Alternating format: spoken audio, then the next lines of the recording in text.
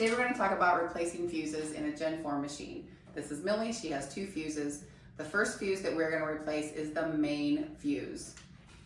All fuses for the Gen 4 machine are 3.15 250 volt slow blow fuses. They are 5 by 20 millimeter, and they are for the main fuse, any circuit board fuse, and for the CSA Canadian motor fuse. Right here, where you unplug the power cord, there is a little fuse compartment right above the power cord and right above or right below where the on-off switch is. There is a little slot on the inside of here that if you take a straight screwdriver and you stick it up in there, that drawer will pull out. So as I pull the fuse holder out, the one on the right-hand side is the main fuse.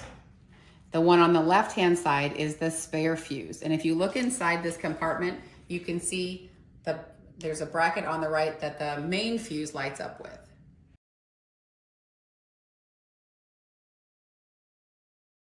So the fuse on the right is the main fuse. We're going to take that one out and we're going to dispose of it, and it just pulls out of there.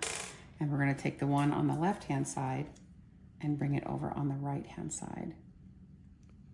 And there, that worked really well.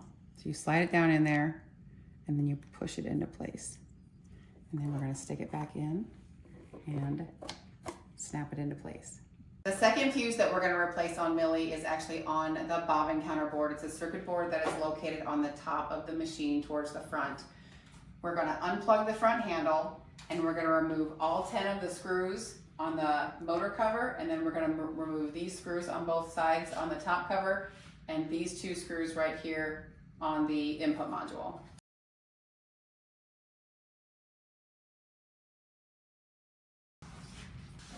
All right, we're going to grab a hold of the motor cover, pull out, and lift up and remove that. And the same thing with the top cover. Now that the 2 screws are removed on the input module, we're going to carefully lift up, and there's one connection underneath right here on the bobbin counter board that we are going to squeeze and pull up and remove.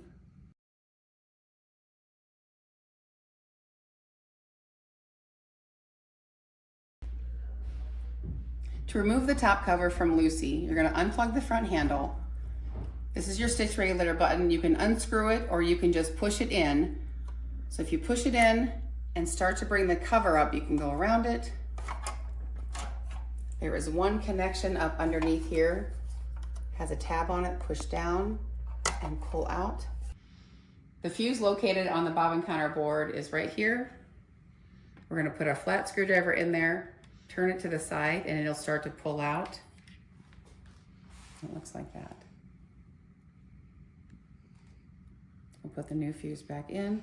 I like to grab the prongs and just pull them out just a hair so they get good contact on either side of the fuse holder. We're going to stick it back in, take our flat screwdriver, push it in, and right here on the top, it's going to lock into place. Here, show this right here on top, like from the top. So that's where it locks into place right there. All Canadian machines have a third fuse called a motor fuse. It is located on this transformer circuit board, and it has a fuse holder just like that. You will take your flat screwdriver, push in, turn to the left, and that fuse holder starts to pop out. Take your old fuse out, put your new fuse in, put it back in. You're going to push it in and turn it to the right to lock it into place. We're going to plug the top cover back in and slide that down over the input module. And then we'll put all these screws back in place.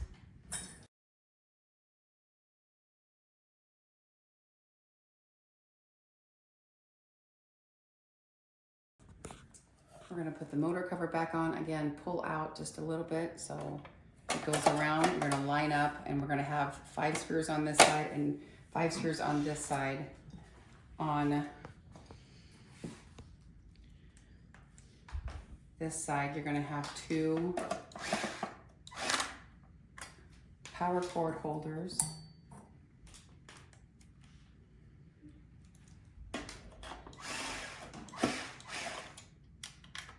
Again, it's just best to get them started.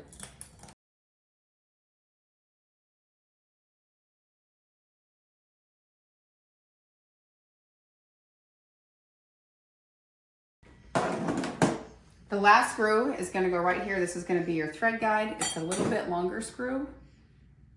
So we're going to put the screw on first, and then there is a gold washer that goes behind that.